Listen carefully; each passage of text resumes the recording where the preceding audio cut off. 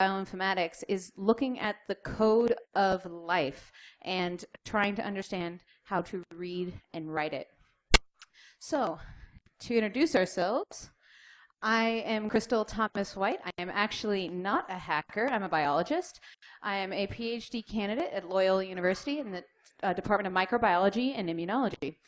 And I study the bacteria that live in and on you, the human microbiome. So in particular, I like bacteria, the little things. This is my husband, Patrick Thomas. He, in fact, is in this industry. He has a background in software development, but he is currently working as a pen tester at NeoHapsys here in Chicago.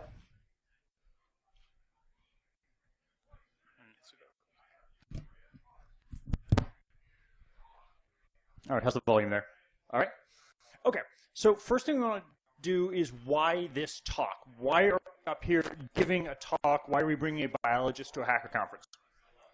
This really comes out of Krystal and I sitting down, having dinner regularly together, and saying, how was your day? How was your day? Talking about the sorts of stuff that we're doing and realizing night after night after night that we're talking about some of the same things using different words.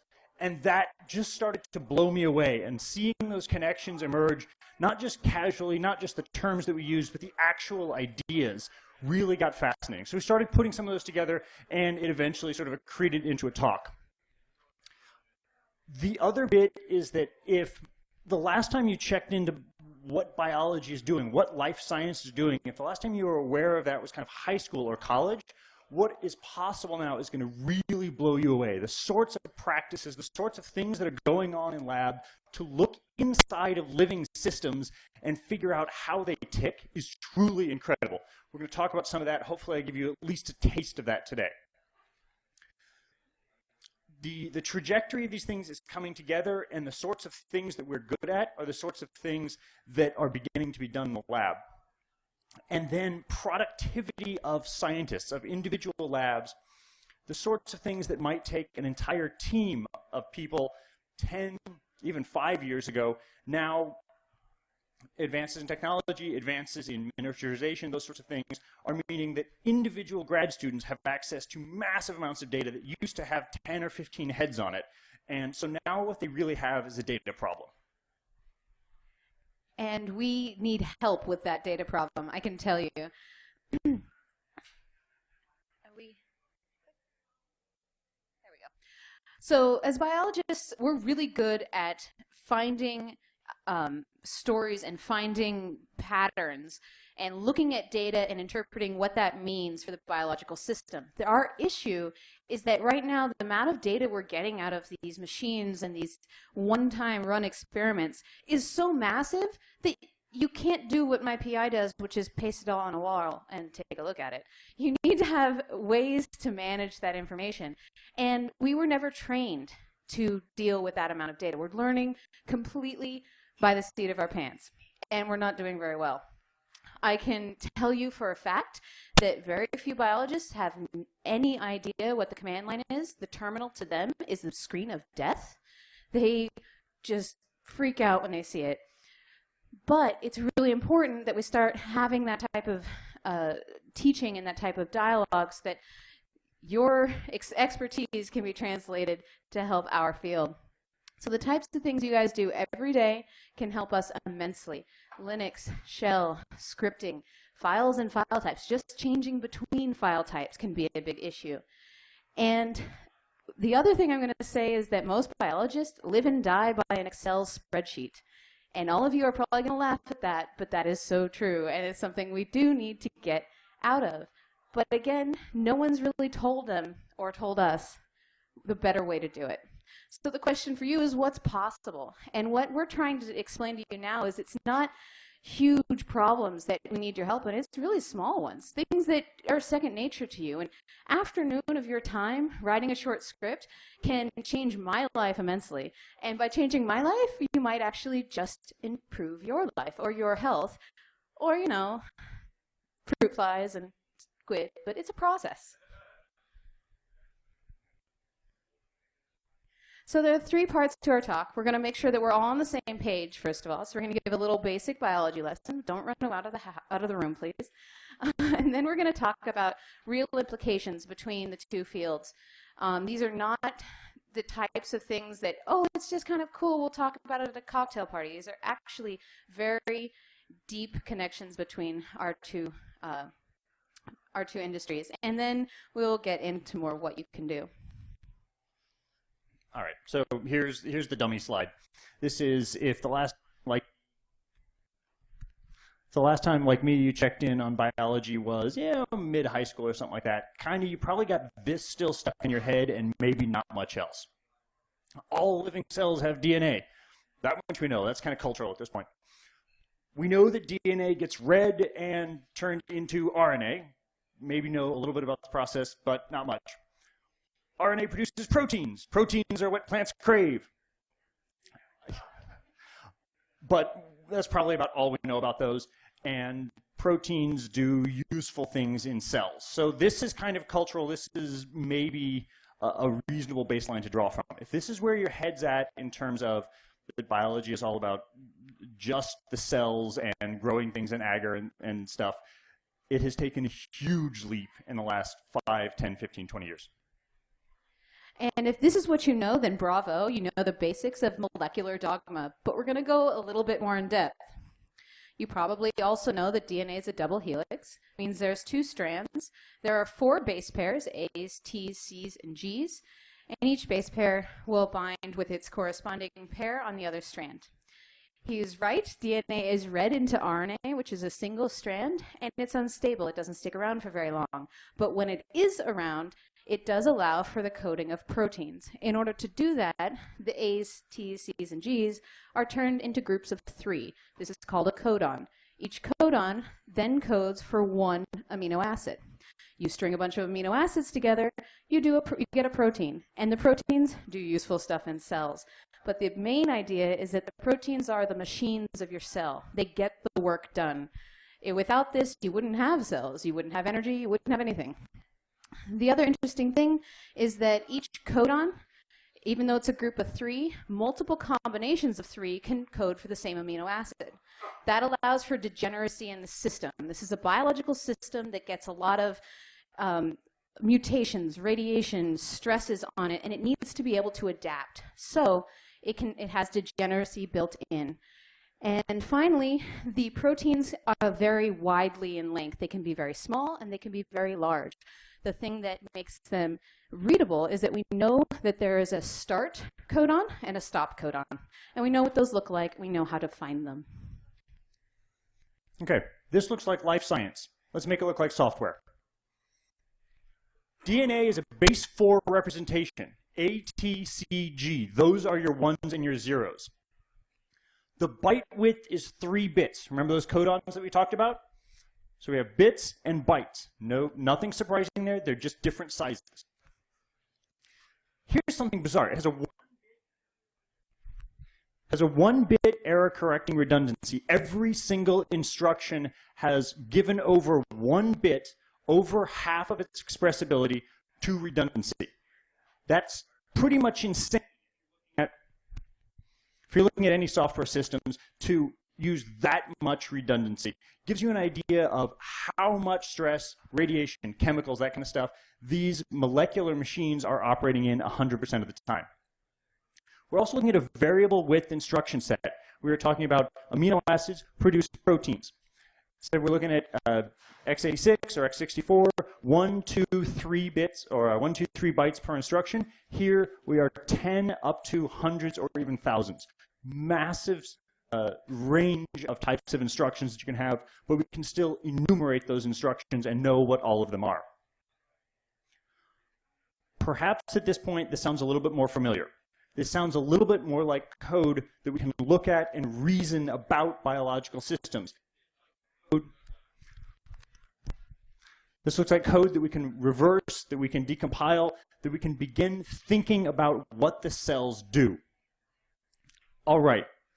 If that's true, we should be able to look at DNA, complicated parts of it, and understand something really interesting about the cells. So I'm going to take you on, or I'm going to tell you a story or take you on a scientific journey, okay? And I want you to come with me. I want you to actually answer my questions, all you guys in the back, okay? I want you to work with me here. There are implications, so let's look at some of those.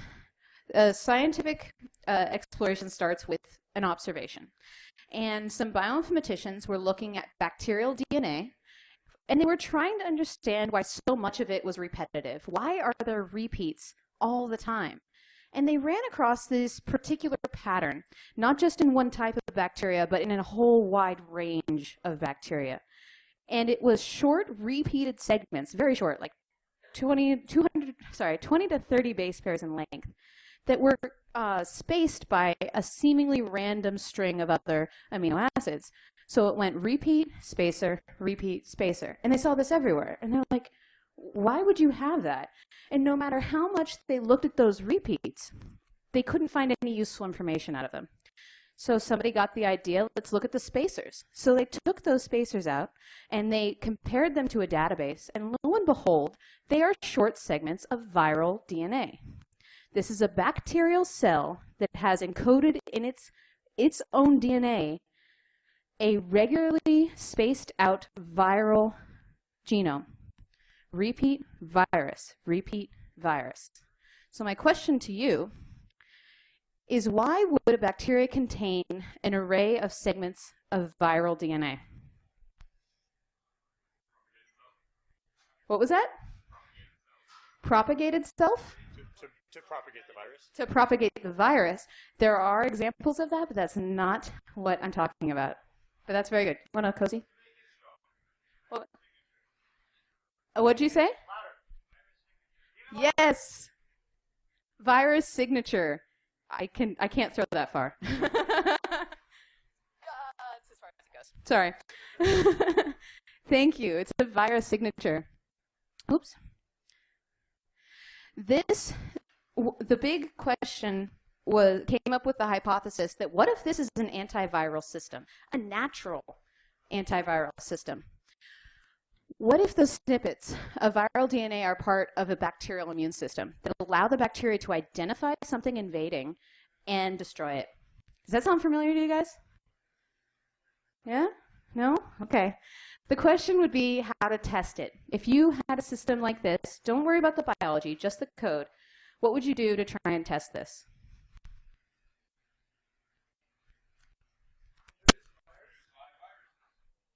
Yes, introduce live viruses, but what would you need to do to the bacterial DNA? Monitor it, yeah? You're very close. Yes, alter the match. So you need to insert this snippet of viral DNA into the array and then infect with that same virus. And the hypothesis would be that if the bacteria has that snippet, then it would be protected from the infection. And sure enough, that's exactly what happens. So the other bit is they had to do the biology stuff of expressing all the genes, making sure all the molecular machines are working. But really the key point was that they inserted a known spacer into that array. So they wrote to this code, and then they infected with the virus and protected the cell. So this is called CRISPR-Cas. You remember that? You don't need to remember that, but that's the name of this system. This is the bacterial immune system. This is the bacterial adaptive immune system. It learns from things that it has encountered. It extracts patterns from viruses that it finds, builds them into its DNA, and remembers that. Sophisticated, self-regulated, pattern matching system. It's evolved, not created, and it's phenomenally effective. Lots of bacteria out there, they're doing a pretty good job. It actually works. And then here is where it gets into our territory. This is a file format encoded in DNA and used in living things. We know how to read and write this file format. It's basically a CSV file, except those little repeats, these segments that you use to delimit the DNA, they are amino acids, not ASCII. And that blows me away. We're talking about bioinformatics as the ability to read code and reason about living things.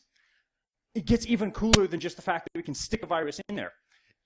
If we look at those little spaces of DNA, we can look back in time and see what viruses this bacteria has encountered by taking out those sections of viruses, running them against a database, and seeing what this bacteria needed to be immune to survive. So I ask you this. Is this the only one of these? Is this the only file format, the only data structure that is encoded into DNA? Absolutely not. There's tons of these things out there. And we are the kind of people who are experts in looking at these sort of data systems. So let's come up with another example. Reverse engineering 101. Anybody done a little bit of reverse engineering, decompiled something at some point, done a little hack me or whatever? Okay. Suppose, again, set aside the biology for a second. Suppose you've been given a piece of code. You don't know what it does. How do you figure out what it does? And then if you think you've got an idea of what a piece of code does, how do you verify that? I heard run it. Yes. Step through it, run it, any of that kind of stuff, breakpoints on things. Another way, the IDA Pro way. I hear disassemble, is that what I heard up there? All right, run it or static analysis, and you can also potentially modify the code. You can comment out pieces, any of that kind of stuff. Same techniques apply here. In biology, if we're going to talk about breakpoints, or if we're going to talk about commenting out pieces of code, knopping out runs of something, like if you got DRM or something, you want to say, oh, let's not check for CD. You can just knock that out and see if you got it right. Biologists do exactly the same thing. They call it tag it and break it. So we're going to start with break it. In microbiology, we knock out genes. We completely take them out of the bacteria. In larger animals, you can do that as well. You can either turn down a gene or turn off a gene. So yeah, we knock them out. We break it. And then we look at the system and see what happens. So the only difference is that our system is something that's alive. So here's an example.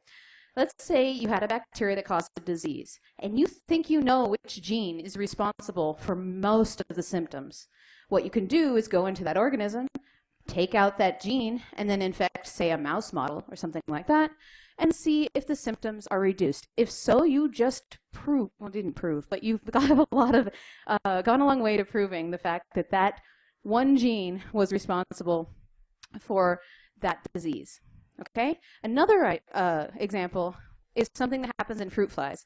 A lot of developmental biology is in fruit flies, and we learn how an embryo develops. So a scientist said, I think I know which gene is involved in the development of wings. So he knocked out that gene, grew up the fruit fly, and sure enough, it had no wings. He just showed, by breaking it, the function of the gene. Somebody else over there, step through the code. Here we go. Step through the code, or you could do something like a code hit counter. How often does this piece get used? In biology, we call that tagging it. We usually use something like a fluorescence, so we'll add something that glows to the end of the protein or the end of the gene, so that when it is in the cell, you can visually see it under a microscope. It makes very pretty pictures, first of all, but it's more than that. It's functional. You can see where certain things interact, where they co-localize, where they overlap, and then you can go in and break it and see if they no longer overlap or no longer co-localize. So this is a very powerful tool, not just to visualize and make pretty pictures of cells, but to really get down to how they're functioning. We're going to talk a little bit about specifically how to get involved in this, but this one in the bottom right is an example of a project that I was working on with someone in Krystal's lab, where this is a human cell, and it's being attacked by a virus. The virus is in either red or green, I actually forget. And there are proteins involved in the cell's immune response in the other color, the either red or green. And so you can tell how effectively the cell is responding to the virus based on when the virus and when the protein are in the same place. Introduce different medicines, see if that gets better over time. And a scientist was dealing with gigabytes and gigabytes of these images, trying to figure out how to go through it. And it wasn't the visual processing part. There was actually a machine that spit out the X and Y of all the greens and the reds. All he was looking at was, I've got this file of X's and Y's and this other file of X's and Y's, and when do those occupy the same space? Like, how many lines of Python is that? Like 5 lines of Python? To save a guy hours and hours and hours a week of researching real viruses, real diseases that are affecting real people. Python. Love it. And we will get into this a little bit more, but that is what we're trying to demonstrate, in that it comes down to the fact that my field has not been trained in the types of skills that you possess, and it could help us a lot. Then the other thing, and this is just new and up and coming, of metagenomics. This is looking at not just one bacteria, one sample, but everything in some ecosystem. That ecosystem could be soil, it could be water, it could be your stomach, all the microbes that exist in there, or the lining of your brain, or any of this, where you have hundreds of bacteria there. And you can't just focus on one, so you need to develop the sorts of tools that will query across hundreds of files or hundreds of databases. And scientists are used to dealing with maybe one at a time. So now they need to scale this kind of stuff up. I will drink, but it does say big data out there, and that's the sort of problems that they're dealing with. And if you're at all interested, this is the type of stuff that I do. I study big data sets like this, and he has been a huge help. But if you have any questions about how metagenomics works, or the type of data that comes out of it, or what we can understand based on it, you just come and ask me after. Couple of asides. This is an analogy I've been thinking about for a while. Virus is to sell, as shell code is to process, and whichever side of the house you're on, hopefully the other side maybe makes a little bit more sense. I think it's pretty powerful. This is a very interesting paper. Essentially, some guys coded the names of the paper authors in ASCII, encoded the ASCII in DNA, stuck that into a bacteria, and then started growing it so that if anybody ever sequences that bacteria, they get the authors' names out in ASCII. Apparently, this is something we do for fun now. Genetic DRM, this is getting way out there, but the idea of if somebody has a breakthrough, that they have some life form that does something really incredible, and you don't want people to copy it, life tries to copy itself. Is somebody going to make something harder to sequence so they don't know how it operates? Can you stick sections of code in that make it so that some DNA can still go on growing, but is unsequenceable by normal machines? Somebody's working on this. Realistically, it's probably Monsanto or someone. Someone on our side of the house, somebody on the open source side, should have some idea of what's going on here. And then I'll skip this one for now because it gets detailed, but broken up payloads in gene therapy, really cool. Come talk to me. Okay, so we've been mentioning this the whole way through. Really what it comes down to is, why are we here? We're trying to not only interest you, but kind of ask for your help. So what now? What can you do? And there really is, I guess, 3 flavors. You can do small, medium, and large. And small is maybe an afternoon of your time, and you can give me or Patrick an email after this. We can give you an email of a scientist that would love some help, or I can hook you up one-on-one and talk and sit down with someone. If you're just interested, we'll give you some actual other websites you can go to. And then medium is more the multiple afternoons, or maybe a weekend, or kind of having like office hours to really help out a scientist. And big pictures, if you're like, I love this, let me really dive into it, we'll talk after, but that requires a beer. So we're kind of looking at the small, medium stuff right here, right now. As we said earlier, it's kind of helping people get to know what's possible. I can rename 500 files with one command. That's possible? Yes, it is, and it can save somebody a lot of time. Just helping people understand the file formats, reading a man page. Like when you were learning Linux, if you weren't some savant, it was really challenging to get through all that stuff and understand the underlying concepts. These are people who got through undergrad, got through most of grad school, and then had to learn Linux and don't have any support. So just kind of knowing what's possible, translating for them, having a shoulder to cry on. These are all very useful. And then I want to call out a few different organizations here in particular. Anybody familiar with software carpentry already? Okay. Anybody involved in software carpentry? Okay. definitely check them out. See them on Twitter, follow what they're doing. This is an organization specifically dedicated to this kind of thing, of being a resource for scientists and people doing research to help them use technology well. It's a technology literacy group. They desperately need mentors, people who know their way around command line, Linux, Python, R, who understand databases, any of that kind of stuff, to be in the room and to be a resource during 2 or 3 day workshops. Software Carpentry is doing phenomenal work. They're all over Chicago. They're all over Midwest in the US. So if this is the kind of thing you want to do and you can give away a day or an afternoon or something like that, Software Carpentry, great. Mozilla Science Foundation doing a lot of the same stuff. I don't know if they're specifically active in Chicago, but another group doing a lot of this. Locally focused groups. Anybody from University of Madison or Michigan, Ann Arbor? Anybody? Okay, cool. They have 2 local kind of grassroots groups doing that sort of stuff, and that's another thing to look into. Come talk to me.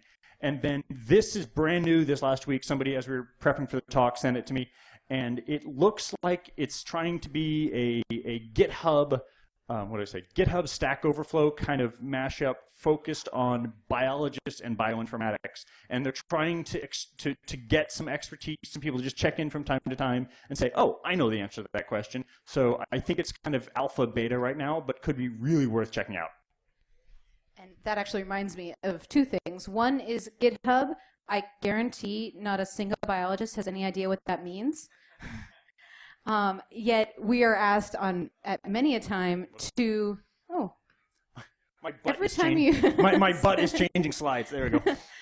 We're asked many a time to basically, you need to do this. Just get it done. And we don't know to go to a place like Stack Overflow and GitHub because we've never heard of it before. So we end up trying to either do it by hand, because that's how we know what to do, or to write a code because I've never written a code, but I'm going to try because I was told to, and it's going to be terrible. And that's what all of the stuff ends up being in grad school. It's really unfortunate. And then I had another thought, but I'll think of it again later. So as we were saying earlier, get your hands dirty. We're talking like 5, 10, maybe 50 lines of code to solve some of the kinds of problems that are costing scientists hours and hours a week, or any of that stuff. Like we were working on a project. Krystal and I were. Well, here, I'll let you go. This is cool. Go ahead.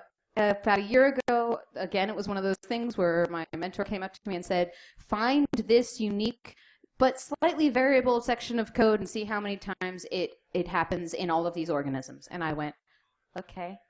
And then Patrick said, "Oh, that's easy, regex." And I said, "What?" I've used that term around my department, and everybody gives the same answer. They have no idea what regular expressions are.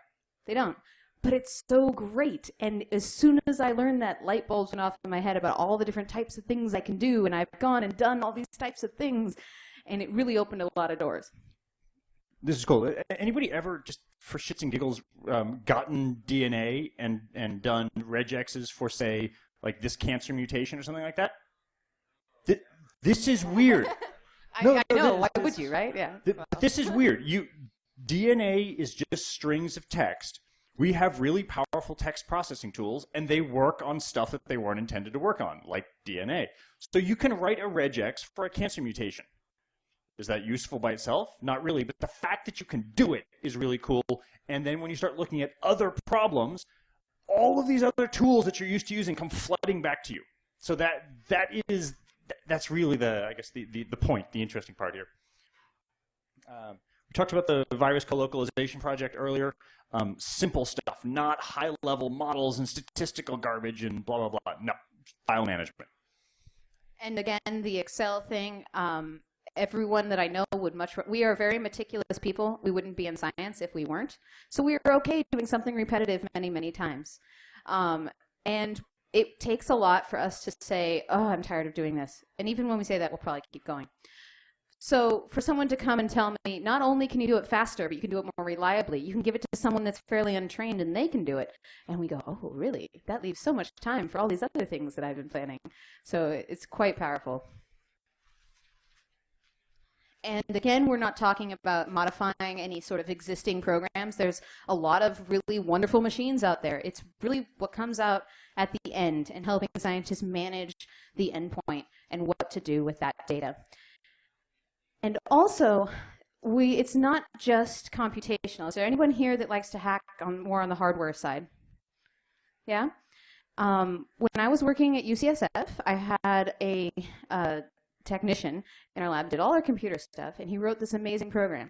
So we keep all of our samples, all our precious samples collected from all sorts of things in these massive freezers. So if the freezer goes down, our lives are ruined. Years of work are lost. And this happens, unfortunately, fairly frequently. So he said, that's an easy fix. I'll just set up a temperature sensor to a computer that will just text anyone, even if it's at 2 in the morning, send them an email and a text that the freezer's going out and they can come and save it. Oh my God. How long would that take you? Not long. I had no idea it was possible, and it saved our freezer once and saved us a lot of worry throughout just our day-to-day lives.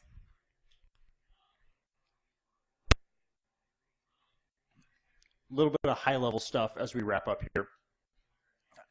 Lots of scientists doing their best to learn the technologies that they need to get their job done, but in so many cases they're learning a single software package or a single piece of software and not the larger skills. We've been through this, we've seen this happen. We don't want to let a generation of really smart people just learn COBOL or just learn Ruby on Rails or something like that, because then you don't learn general computing, you learn a tool. We can save them from that. Science is having this really weird identity crisis right now where it's been the most open thing of sharing ideas and competing ideas and publishing results and having other people challenge it. But the open source idea is really weird for science, of playing with all of your cards on the table, of releasing your source, of releasing your data, of letting other people build on it. That's somehow been a bridge too far for science. Just now, just 2014, some journals are requiring people to submit code and data so that the results can be replicated so that other people can modify those programs and build on it.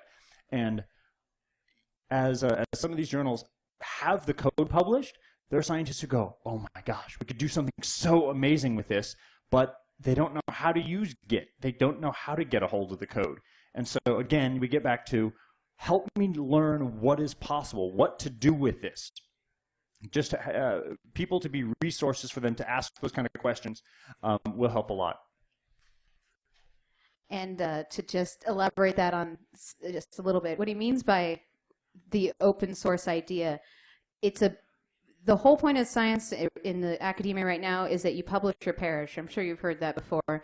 And if you were to give your data away, someone could scoop you, someone could publish before you, and that's where the fear is. It's not that we don't want our information shared with the world, it's that we want it shared with the world when we're ready. So that's the dichotomy. So I think we actually flew through this presentation. Sorry about that. But are there any questions? We would really love, oh, fantastic.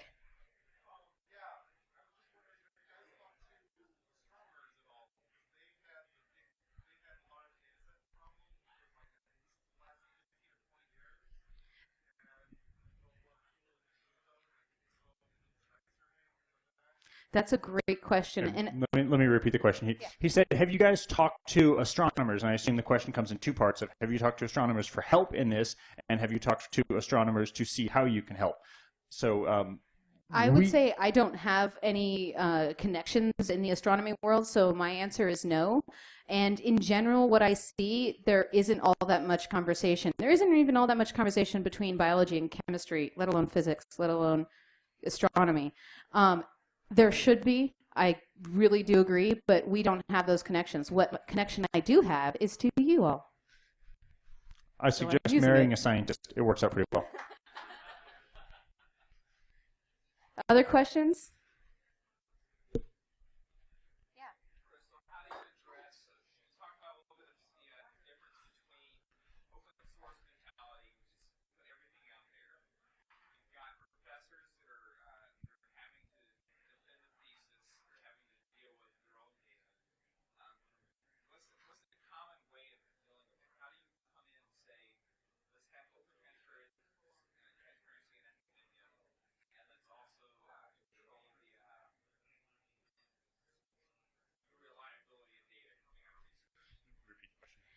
He was asking more about the open source, sorry, the open source question. How do you deal with that dichotomy that the professors aren't willing to give away their data, but you do need to have this sharing? Is that pretty much right?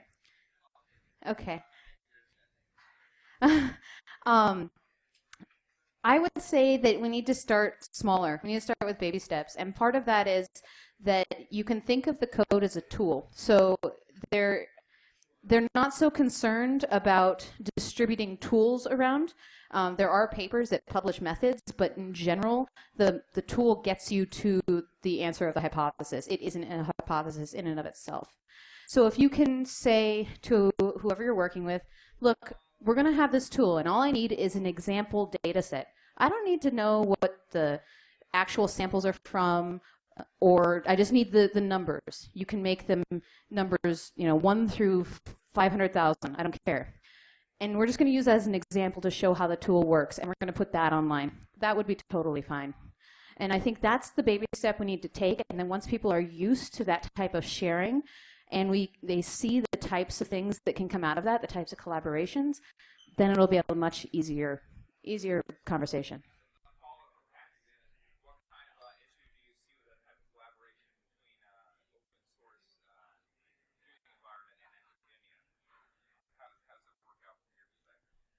So basically the same question of how do we get academia to embrace the open source idea and start putting stuff out.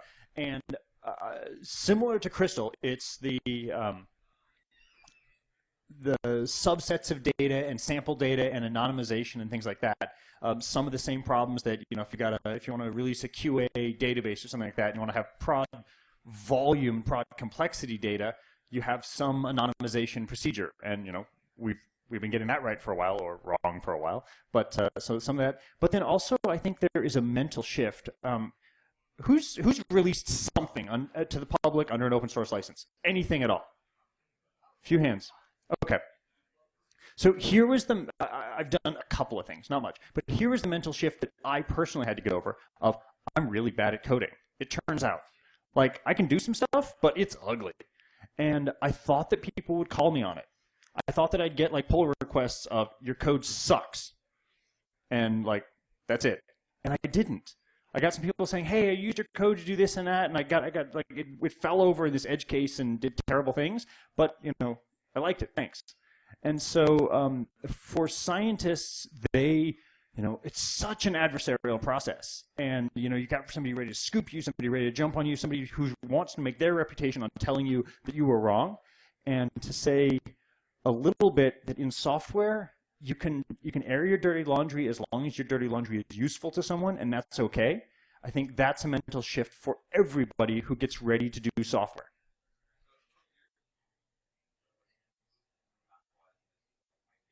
But do you feel like, from a computer science perspective, that you're forgiven more easily for messing stuff up? Your boldness, because in academia, it's not necessarily true, right? There's like, if you screw up, you put out the wrong pieces, you put out the wrong data. If it's actually published, yeah, which is why we're so rigorous before we do the publication. We want to make sure it's right. So yeah. So yeah, I think he was asking about is software more forgiving than academic papers and stuff, and I think yes, because they're saying truth is what's in a paper. They're saying this is truth. We're saying it might be useful. My license is the WTF license. So how that helped, Krystal, from your side in academia? How that helped that mentality bled over to academia? If it was less about we have to be right 100% of the time, or it's our ass in the line. Well, I think it's the publication, we do need to make sure that, as he says, it is truth or as close as we can get. However, I feel like the conversation needs to be less restricted. That's kind of what we're talking about in general, that everyone's so isolated. And there's all of these buzzword talks about interdisciplinary this and that, when really that's not what's going on. You have people that rarely talk to the lab next door, and sometimes to a lab across the country, but only at conferences. It's not a daily dialogue, and that really needs to be the part that changes. Do you find that most refreshing about being in Patrick's world is that you can bullshit each other a little bit and get away with it? Oh, there's a lot refreshing about this world. Yeah. Tell me, what do you find most refreshing from a biology point of view coming into a computer science learning? How are those environments different that are liberating or helpful in academia? Your perception. The ability or the willingness to fail. That's always nice to see and to feel. A lot of people are scared about that, but you guys you break something on purpose to see how it works, and that is your mentality. And I do feel a kinship to that because I do that as well, just in slightly more a different system, really. But yeah, that's probably the best part is everyone's willing to talk about what they broke and how they fixed it, or if they fixed it. Thank you. Is there any other questions? Yeah.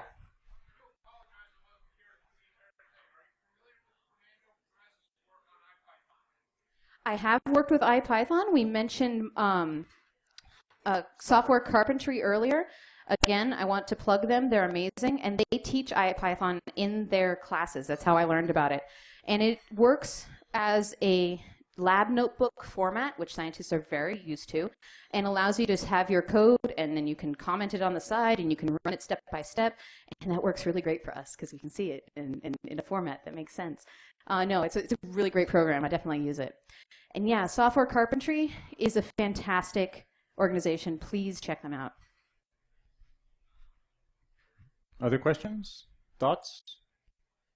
Beers? Thank you, everyone. Thanks.